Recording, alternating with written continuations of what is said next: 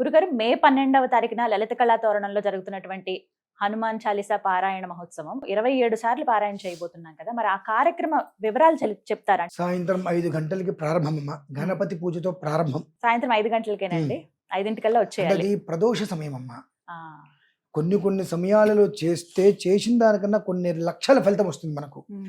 కొన్ని సమయాలు చేస్తే చేసింది వృధానే అయిపోతుంది. కొన్ని సమయాలు ఉంటాయి. ఈ 5 అనేటువంటిది 4:30, 5 అనేటువంటిది ప్రదోషకాలంగా పరిగణింపబడుతుంది. 5 గంటలకి గణపతి పూజతో ప్రారంభము. తర్వాత రాముడి వారి యొక్క ఆరాధన అనంతరం ఆంజనేయ స్వామి వారి విగ్రహం ఏదైతే ఉంటుందో ఆ విగ్రహానికి 42 రకాల ఏవైతే కనుక సుగంధ పరిమళ ద్రవ్యాలు ఉంటాయో ఆ ద్రవ్యోదకంతో అభిషేకం స్వామివారికి. ఆ మంగళమూర్తికి ఆ శతఛిద్రమమ్మ, అంటే అది మీ భాషలో చిల్లులు వేసిన అంటారు, దానికి శతఛిద్రాభిషేకం అని ఉంటుంది. ఆ శతఛిద్రం పట్టుకొని ఈ 42 రకాల మూలికలతో ఉండేటువంటి ఉదకం ఏదైతే ఉంటుందో ఆ ఉదకంతో స్వామివారికి అభిషేకం. ముందు పానకంతో అభిషేకం చేసిన తర్వాత శతఛిద్రాభిషేకం. అది అయిపోగానే స్వామివారికి అలంకారం చేసేసి వడమాల, తర్వాత వచ్చేటప్పటికి అప్పాలంటే స్వామివారికి చాలా ఇష్టం. ఆ అప్పాల మాల కూడా మెడలో వేసి అరటితో తయారు చేసిన మాల, అరటి పళ్ళ మాల అని అందులో ఉంటారు. తమలపాకులు స్వామివారి దగ్గర పెట్టి చక్కగా ఆ తమలపాకులతో అర్చన చేసుకుంటూ 11 సార్లు మన్యు సూక్త పారాయణ జరుగుతుందమ్మా.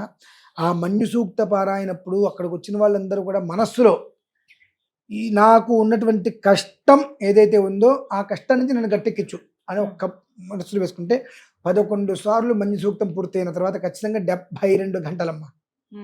72 గంటల్లో వీళ్ళని ఎవరైతే ఇబ్బందికి మానసికంగా, శారీరకంగా, ఆర్థికంగా ఏ కారణం చేతనే సరే ఇబ్బంది పెట్టారో ఆ ఇబ్బంది పెట్టినటువంటి వ్యక్తి ఈ అడ్డం పడ్డాడు, ఇబ్బంది పడ్డాడు, కింద పడ్డాడు, దెబ్బ తగిలినటువంటి మాట వింటారు 72 అవర్స్ ఖచ్చితంగా. ఇదేం ప్రమాదాలు కాదు. అంటే నిన్ను ఇబ్బంది పెట్టినటువంటి వ్యక్తి నిన్ను ఎంత మెంటల్గా మానసికంగా నువ్వు ఆవేదన అనుభవించావా అటువంటి ఆవేదన ఆ మనిషి ఏదో ఒక రకంగా అనుభవించడం మనం చూడగలుగుతాం. చూశాము అంటే మనకు ఆ ఫలితం వచ్చేసినట్టే.